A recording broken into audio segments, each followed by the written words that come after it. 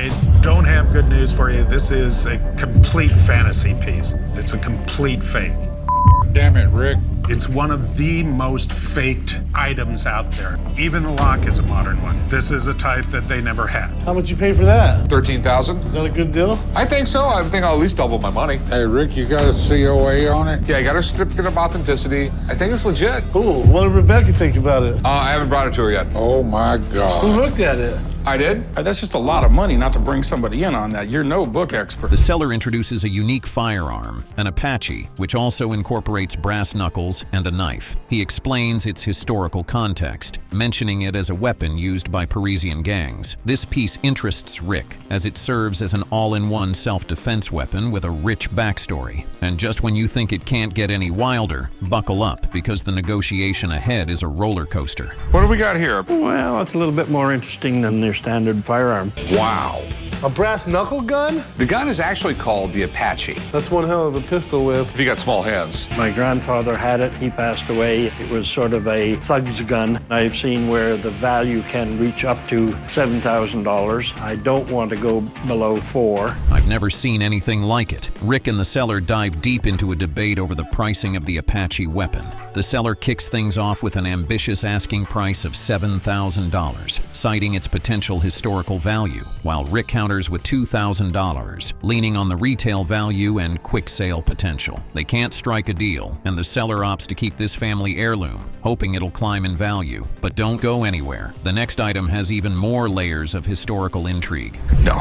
It's got a retail value between $2,000 and $3,000. I would go $2,000 for it because I think it would sell real quick. No, they're very unique. The least expensive that I would let it go for would be about $45,000. We're too far apart. I'd go down to $4,000, but I can't do anything less than that. Best I'm going to go is $22,000. You won't believe your eyes with this next piece. Another seller steps in with the original blueprints of the USS Maine from before its tragic sinking. The details, like propelling machinery and turret mounts, light up Rick's interest because of their connection to the pivotal Spanish-American War. Brace yourself. Expert opinions are about to stir the pot in the next segment. Original blueprints to the USS Maine, 1887 to 1889, before the ship was sunk.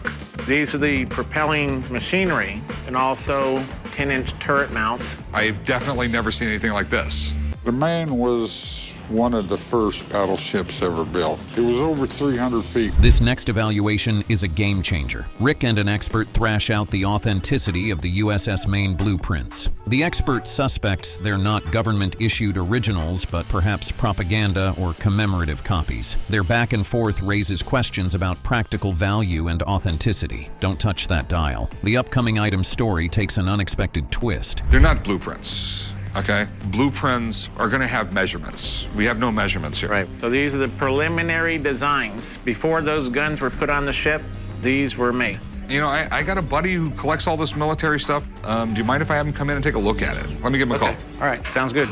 This is an incredible find. This is one of the most important ships in American history. This inspired the battle cry, "Remember the Maine." The sinking of this ship started a war. What a stunning revelation that was. A seller brings in a 1930s Dunhill lighter with a clock, aiming for a hefty sale price due to its uniqueness and brand pedigree. Rick, however, spots significant wear and tear, which deflates the value considerably. After a bit of haggling, they settle on a price far lower than expected. Next up, we're throwing it way back with a piece of medieval weaponry that's sure to dazzle. Good, how you doing? I have a clock lighter that I found at my grandfather's house. Every lighter should have a clock on it. You could really burn some time with that. This is neat. This is a 1930s Dunhill lighter. Dunhill's an English company, but I believe their lighters were made in Switzerland.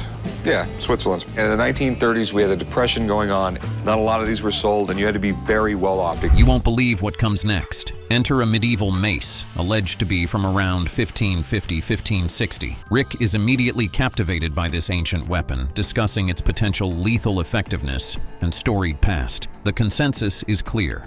This item has significant appeal for both collectors and history buffs. Just when things seem to settle, the next item brings Hollywood glamour into the pawn shop. $27.50. I'll go $2,000. 27. $2,000. Gotta have more than $2,000. You know, the number one thing you have to learn when you're in this business, if the price ain't right, walk away. Well, give in a little bit. We got a deal. Tell you what, I'll give you $2,100. I won't give you a penny more. 22. 2,100. 22. No. 21. Okay. All Got right. yourself a mace. Let's walk up front and we'll write this thing up.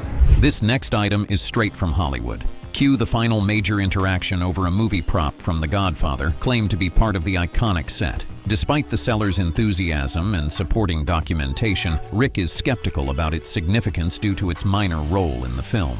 They fail to agree on a price, and no sale is made. But keep watching, there's more drama just around the corner. I think I'll just take it back home and stick it back up on the mantle where I had it. You didn't really have this on a mantle in your house, did you? Yes, I did. Better you than me. All right, have a nice day. Sorry we couldn't do anything. Thank you very much. sir. I disagree with them. I've had lots of people over at the house, and they've all commented on what a nice clock it is. I wish I could find the guy who took the value away from these coins. It really bummed the heck out of me today. Can you believe we're actually seeing this? The customer explains his items and pricing hopes. He's aiming to sell a strong box, ball and chain, and handcuffs for a cool $2,000, stating the lowest he'd go is $1,800. Buckle up, because what's coming next is going to be even more of a roller coaster. All right, well, tell me about these things. This ball and chain right here actually comes from the human prison. It's the oldest prison in the state of Arizona. Yeah, opened in the 1870s. Originally, it was a territorial prison. Arizona wasn't even a state when it opened up. It comes from Folsom Prison from around the late 1800s, 1900s. I know California did their hangings there. Right. But a pretty notorious prison. Same with Yuma. They had all the bad guys. They were not a nice place to be, but if you went to jail, that's where you went. Did that just happen, or what? Expert concerns about the authenticity of the ball and chain are raised. The chain links, identified as electrically welded, don't match the supposed era they're from. Grab your popcorn. The next revelation is a real doozy. That's why I have a problem with these chains. They're electrically welded. See how these have arcs from an arc welder? Sure, okay. Okay. And my other big concern, never in the history of any prison did they ever have their name put on the balls. No way. That was unexpected. The focus shifts to the strong box, which might actually be authentic. The expert praises its classic American cast iron features, likely from Chicago, sparking interest despite doubts about the other items. Stick around. The curveballs just keep coming. You know, my big problem is we have a box full of fake stuff. Gives me real doubt about the box. This stuff was not inside the box. I actually just bought it all and I put it in the box. All right, so that makes a lot more sense. This makes me feel a lot better about the box. Wells Fargo started off back in the 1850s as an express company that shipped valuables. Whoa, talk about a plot twist. A devastating revelation occurs when another expert declares the strong box a complete fake, dubbing it a fantasy piece, which leads to Rick's visible disappointment. Get ready. The next item on the block is bound to stir up some excitement. I've already bought it. I don't have good news for you. This is a complete fantasy piece. It's a complete fake. Damn it, Rick. It's one of the most faked items out there. Wells Fargo was always Wells Fargo and Company Express, never Wells Fargo Express. Even the lock is a modern one. This is a type that they never had. You know, I was looking at it. It's put together so well. Holy moly, check this out. A new item, a book allegedly signed by Shoeless Joe Jackson, is introduced. The customer stumbled upon it in a foreclosed home and thinks its rarity due to Jackson's few authentic signatures could make it a valuable find. You'll be on the edge of your seat with what the experts have to say next. It's actually signed by him. Right. This is absolutely incredible. When you talked about old baseball players, you would have talked about Lou Gehrig, Joe Jackson, and Babe Ruth. Do you know how rare it is to find his signature? No, not at all. It's the rarest sports signature, period. I came to the pawn shop today to sell my book signed by Shoeless Joe Jackson. I found the book in a foreclosed home and a stack of other books. This is getting intense. Discussion about Shoeless Joe Jackson's signature heats up, noting his illiteracy and his wife's role in signing for him, making authentic signatures ultra-rare and potentially highly valuable. The verdict on this is about to drop, and you won't want to miss it. He could not read, and his wife signed everything for him. All the signed copies of this book, most of them, everyone you see will have this in it. Shoeless Joe Jackson, signed by his wife. He was embarrassed how bad his handwriting was on the only thing he could write, so that's why you never saw it. So this could really be an amazing signature. You will not find a rare autograph. This could be a game changer. Expert examination of the signature in the book raises doubts, but if proven genuine, it could be worth a small fortune, potentially up to $100,000. Hold on to your seat cushions, because the next segment is going to crank up the suspense. Okay, what is it? Say It Ain't So Joe, signed by Shoeless Joe Jackson. You know how rare that is. It also comes with the certificate of authenticity, but I don't know this person at all. Yeah, certificate of authenticity is only good as the person who writes them, right? Yes. There are less than a dozen signatures of Shoeless Joe that everyone can agree upon. So if this is another one, this is a really big deal. Are your eyes deceiving you? A painting believed to be by René Magritte enters the scene, causing enough intrigue to call in an art expert to verify its potential high value due to the artist's prominence. The adventure to authenticate this piece is like no other. This thing actually might be real, so I've called in my art guy. I'm gonna have him take a look, and I got my fingers crossed. Chad, how's it going? Good to see you, sir.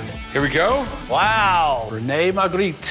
It's an amazing painting. First off, René Magritte was one of the founders of the Surrealist movement, like Dali. Very dreamlike, very weird. He's from Belgium. From there, he went to Paris. Fasten your seatbelts, folks.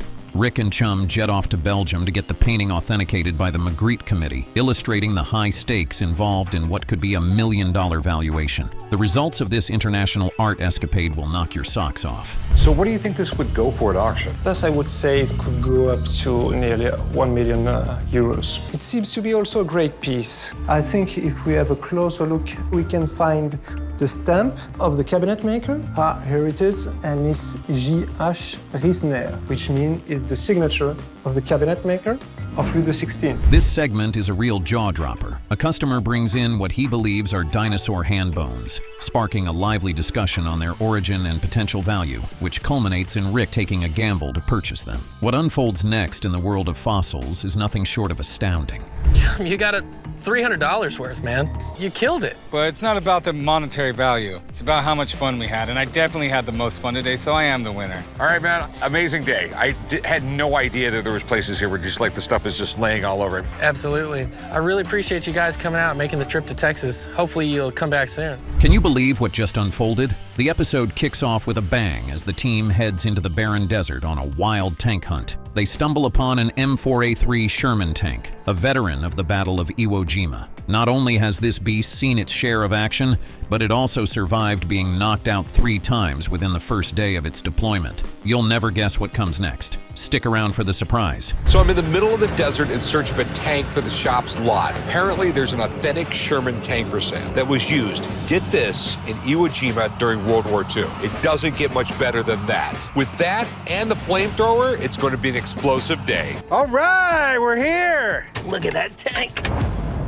Holy Did that just blow your mind or what? Amidst the excitement, the team uncovers a shocking twist. The Sherman tank is partly crafted from wood. This quirky adaptation was a clever countermeasure against Japanese magnetic mines during World War II. The seller assures that everything in the tank is operational and negotiations for a cool $1.5 million commence. But hold on, the next segment takes the cake. You know what that's for? Japanese had magnetic mines, sticky mines that they would run up and stick to the side of a tank. So the Marines had to improvise and put wood paneling on the side and on the wheels of the track. So these guys were figuring this out and improvising as best they could to protect themselves. How much you want for this thing? I'm looking to get $1.5 million. That moment was truly surreal, wasn't it? Shifting gears, the focus moves to another piece steeped in notoriety, the white Ford Bronco from the infamous O.J. Simpson chase. The current owner delves into its controversial past and expresses his hope to sell it to provide for his children.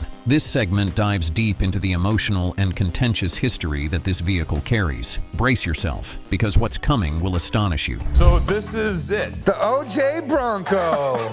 I've never seen anything quite like this. It's the Bronco OJ was in the back seat of. It's sort of weird because OJ and his friend, what was his name? AC. But this is the one everyone knows. This one everyone saw on television. The infamous car chase.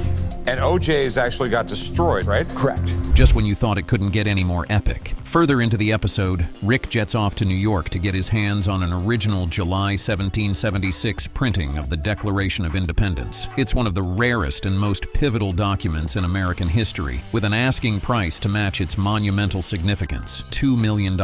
Don't go anywhere. The next find is bound to be legendary. Here in New York to take a look at one of the most historical documents on the planet. And I'm about to take a look at one right now. This is an extremely rare July 1776 1876 printing of the Declaration of Independence.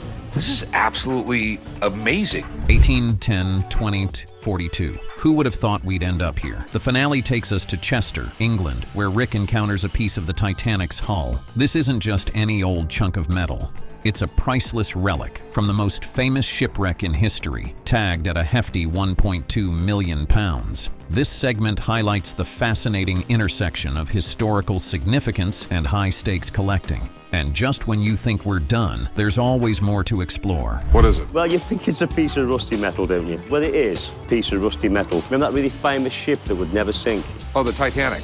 That's it. That's part of the Titanic's hull. So is this where it ran into the iceberg, or? No, the opposite side. It was the massive operation. They sent down several submarines, broke off the big pieces, 20 tons. Can you believe this guy? He's selling his vintage movie posters just to snag a new wedding ring. The seller, Steve, explains his motivation for selling vintage pawn movie posters. He lost his wedding ring and needs to buy a new one. He hopes the posters, which he finds unique and valuable, will cover the cost of a nicer replacement ring. Boy, is this gonna spice things up. Watch Rick's reaction next. I lost my wedding ring, and I told my wife I'd sell some posters and buy a new ring, a nicer ring. Damn, this one's huge. It's called Unclaimed Goods. It was written by the guy who wrote Zorro a few years later. This one's a French poster for an American film. It's a $5 baby. Did you see that twist coming? Rick gets a twinkle in his eye, eyeing the posters for his own collection, which totally complicates the negotiation. He offers $1,000 for all 4 posters, but Steve, hoping for more, counters that he'd sell them for $1,000 if he can keep one of the posters. Get ready. The bargaining dance is just heating up. I'll give you $1,000. For all 4? For all 4. Oh, I like them too much. I'd let you have them for $1,000, so I take this one out and keep it. No, that's not happening. You like that one too? I like that one too. Wait, did they just shake on that? After some back and forth, they settle on a price of $1,500 for all the posters. Rick admits he probably paid more than he should have, but he's still grinning because he believes the posters will look amazing in his store. Hang tight because Corey and Chum are about to take the stage, and it's a doozy. $1,500, we have a deal. It's a deal, man. All right. I probably paid more than I should have for these, but it's okay. They're going to look amazing in my store. Earlier, my dad bought some old movie posters, and since he's too lazy to go get them framed himself, he's sending me and Chum instead. Things are getting wild now. Corey and Chum, tasked with getting the posters framed, chat with their go-to framer. They decide on museum glass and black wood frames without matting, shelling out about $1,200 on the framing to boost the poster's appeal and value. You're not going to want to miss what happens next. Things are about to get even crazier. Probably in the range of $1,000 to $2,000 a piece. I really like this one, man. Pawn shop politics. I like that. The stuff that they brought in today was very interesting. I had never seen any vintage posters like that. The framing would be about $1,200. You think you'd be able to work something out for me? You'd be framing less, so I'll do a $1,500 for it. Oh boy, you gotta see this mess unfold. The conflict hits the fan when Rick finds out Corey sold one of the posters, Pawn Shop Politics, for $1,500 to the framer. Rick is livid because he had plans to keep those posters, emphasizing their rarity and his personal attachment to them. Keep watching. Rick's reaction is just around the corner, and it's a real showstopper. I mean, I got a spot all cleared out on the wall for him. Oops. Put something else next to him. No, go back to the frame shop and get it back. Dude, are you serious? Yeah, I'm serious. That poster was one of a kind. Just do it. Can't win around this joint, dude.